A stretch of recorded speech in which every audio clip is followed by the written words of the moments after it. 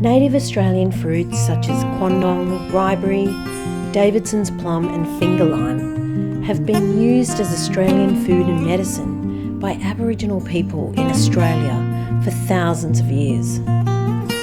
They have long been sustained and nourished by the power of these superfoods and the land they come from. Kampurarrpa dreaming at Ngami is an artwork based on the desert raisin that has an intense sweet and smoky flavour and has been a staple food of the people of Central Australia for thousands of years. This design is a story of travelling across the land, sourcing, collecting and extracting the juice from these delicious fruits according to the seasons and the rhythms of nature.